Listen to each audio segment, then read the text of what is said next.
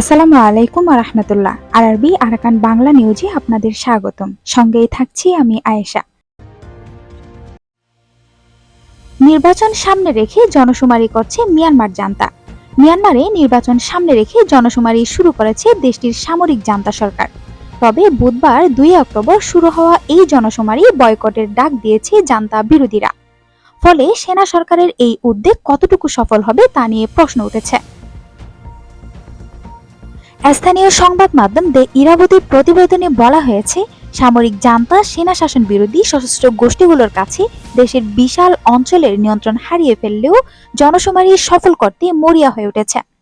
আন্তর্জাতিক নিরাপত্তা বিশ্লেষকদের মতে, বর্তমানে মিয়ানমারের মোট ভূখণ্ডের অন্তত 1/5 নিয়ন্ত্রণ করছে জান্তা বিরোধী বিভিন্ন সশস্ত্র গোষ্ঠী। সরকার বিরোধীদের ব্যাপক বয়কট আহ্বানের মধ্যে পুলিশ ও সেনা প্রহরায় জনশুমারির কাজ চালাচ্ছেন তথ্য গ্রহণকারীরা। প্রধানত স্কুল শিক্ষক, সরকারি কর্মকর্তা ও পুলিশকে এই কাজে লাগানো হয়েছে। জান্তা কর্তৃপক্ষ বলছে, 2025 সালের নির্বাচনের জন্য ভোটার তালিকা হালনাগাদ করতে দেশ জুড়ে জনশুমারি করা হচ্ছে। শিডিউল অনুযায়ী আগামী 15 অক্টোবর পর্যন্ত চলবে এ শুমারির কাজ। ক্ষমতাসীন জান্তার এক মুখপাত্র এএফপিকে বলেছেন, স্কুল শিক্ষক, সরকারি কর্মকর্তা, কর্মচারী, পুলিশ ও সেনা সদস্যদের একটি সম্মিলিত দল শুমারির যাবতীয় কাজ পরিচালনা করছে। তাদের নিরাপত্তার ব্যাপারটি দেখভাল করছে সদ্য সামরিক প্রশিক্ষণ শেষ করা জুনিয়র সেনা সদস্যরা। দ্য ইরাবতী জানিয়েছে, রাজধানী নেপিদো সহ অন্যান্য ছোট বড় শহর ও গ্রামগুলোর বাড়ি বাড়ি যাচ্ছেন শুমারি পরিচালনাকারী দলের সদস্যরা। জান্তা বিরোধী সশস্ত্র গোষ্ঠীগুলোর হামলার আশঙ্কা থাকায় শুমারি পরিচালনাকারী দলের সদস্যদের জন্য কঠোর নিরাপত্তার ব্যবস্থা করেছে সামরিক সরকার।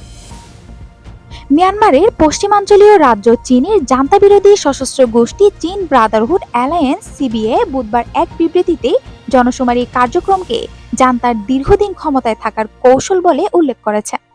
সেই সঙ্গে জনগণকে শুমারিতে অংশ নিলে ফলাফল ভালো হবে না বলে সতর্ক বার্তাও দিয়েছে সিবিএ।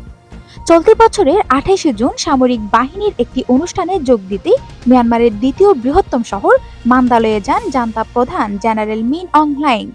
সেই অনুষ্ঠানে তিনি 2025 সালে নির্বাচন হবে বলে ঘোষণা দেন।